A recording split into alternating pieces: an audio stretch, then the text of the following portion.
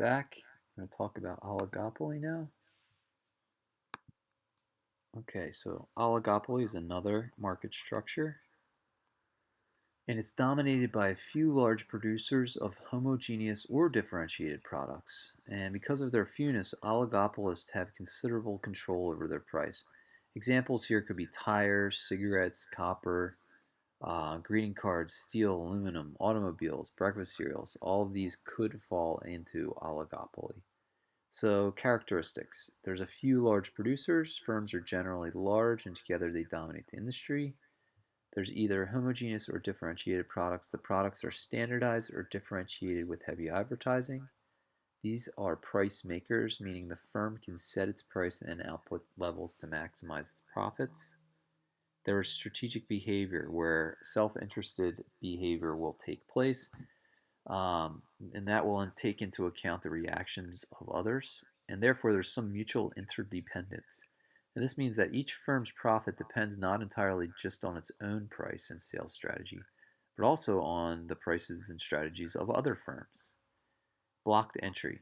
Here, there's barriers to entry which make it hard for new firms to enter the industry. So basically, the oligopoly market structure really starts to take into account strategy that other firms are taking part in. And because of that, an economic theory called game theory has been developed. And this is the study of how people and firms behave in strategic situations. It can be used to analyze the pricing behavior of oligopolists and other things. A payoff matrix can be constructed to show payoffs or profit to each person or firm that result from a combination of strategies. And your text provides an example of this using the prisoner's dilemma. So let's just say you have this situation where you have Bill and you have Jane, and they're both convicted of grand theft larceny. And they're both taken into separate rooms, and the police are trying to interrogate them and get the truth out. And they have a couple options. Basically, Bill can not confess or he can confess, and Jane can not confess or she can confess. And you can see what the benefits are for each. So Bill's kind of in the orange color. If he does not confess, he may either get A or B, or A or C, either 2 years or 12 years. But where he ends up will kind of depend on what Jane does. If he confesses, he'll get 1 and 6. So 1 or 6, I should say. So Jane's the same deal. If she does not confess, it's 2 or 12. If she does, it's going to be 1 or 6. So they both have a decision to make. So let's say Jane decides to move towards option C to confess. She'll either have the 1 or 6 year. Bill will most likely confess as well, and therefore he would be 1 or 6. Because they both confessed, they will most likely end up in block D, where they'll both go to jail for 6 years. So that's one example of game theory, and we could do a number of them. Here, your text talks about two firms, A and B, and how they must decide on a pricing strategy.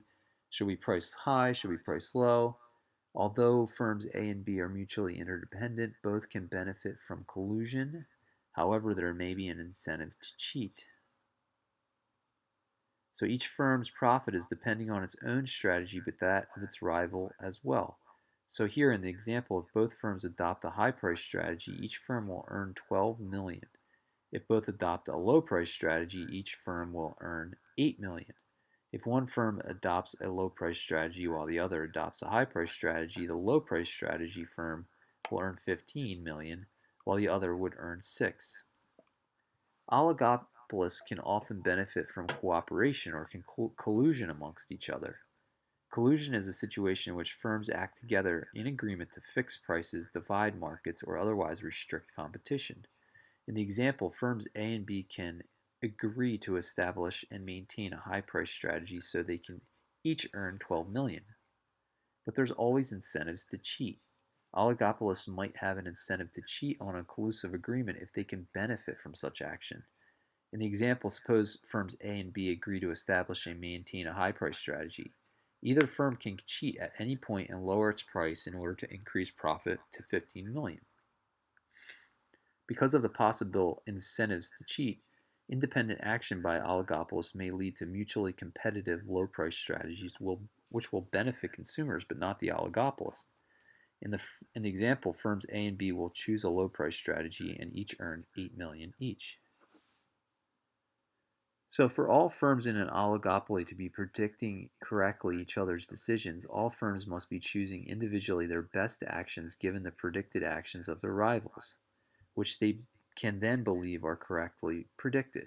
Strategically astute managers look for mutually best decisions.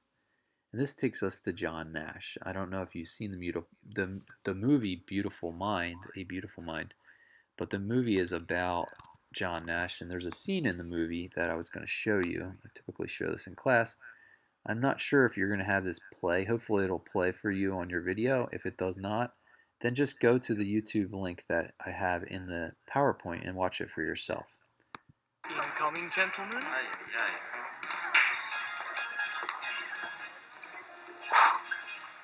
Deep breaths. Nash, you might want to stop shuffling your papers for 5 seconds. So just to back up here, this is John Nash here, and he is a Nobel Prize winning economist, and he comes up with a thought regarding oligopolist type structures right here in this movie.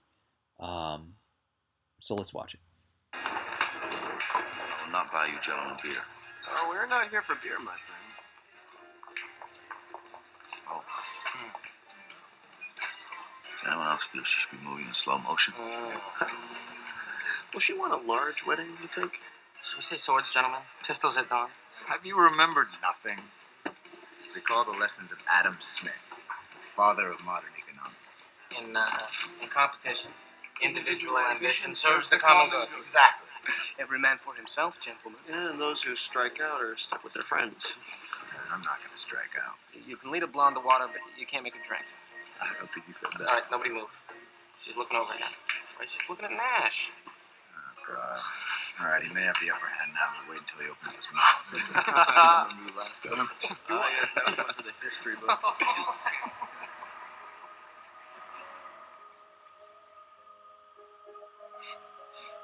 Adam Smith needs revision. What are you talking about? If we all go for the blonde,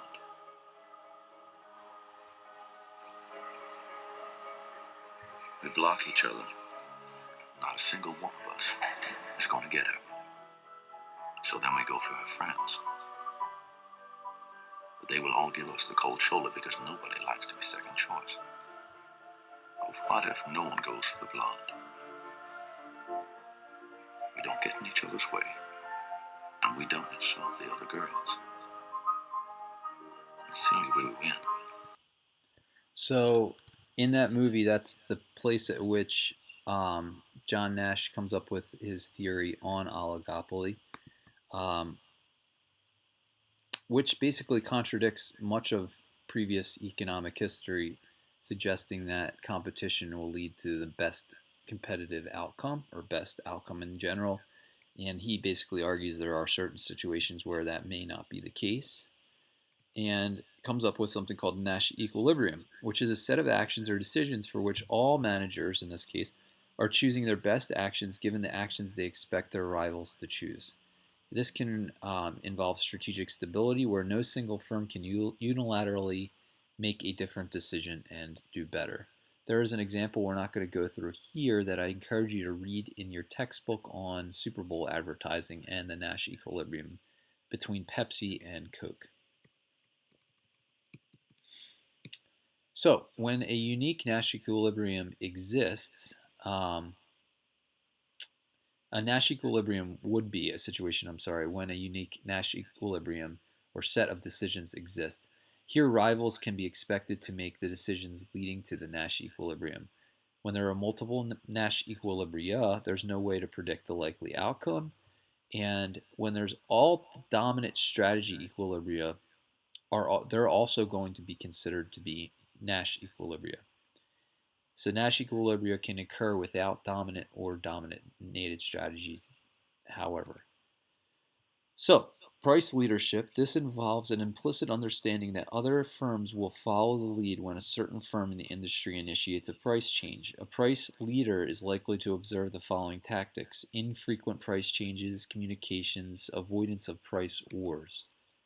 We've talked about collusion already. Collusion through price control may increase oligopolists to reduce uncertainty, increase profits, and possibly block entry. And one form of collusion is a cartel. Most of you are probably familiar with the oil cartel, OPEC. Barriers to collusion beyond antitrust laws include demand and cost differences, the number of firms, cheating, recession, potential entry. In terms of advertising in oligopoly, each firm's share of the total market is generally determined through product development and advertising for two reasons. First, product development and advertising campaigns are less easily duplicated than price cuts. Second, oligopolists have sufficient financial resources to engage in product differentiation and advertising. The positive effects of advertising are enhanced competition. It may reduce consumer search time, direct costs and indirect costs, and it can facilitate the introduction of new products. The negative effects can be it can alter consumer preferences in favor of the advertiser's product, and brand loyalty promotes monopoly power. Many economists actually believe oligopoly market structure is neither productively efficient nor allocatively efficient. Sorry about the phone ringing in the background. This is because many oligopolistic firms price higher than the average total cost and produce less than the optimal output level.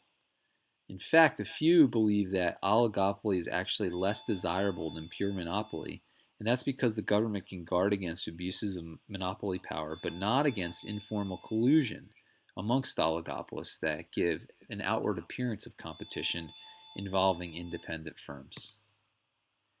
That is the end of our chapter, and it concludes in an interesting way in suggesting that monopoly, which tends to be almost demonized, may not necessarily be the worst market structure. It's really dependent on what type of industry, in terms of for the consumers they're referring to. And of course, from a business standpoint, monopoly might be the best because you get to price the highest. So it obviously depends on what hat you're wearing, if you're wearing the consumer hat or the producer hat.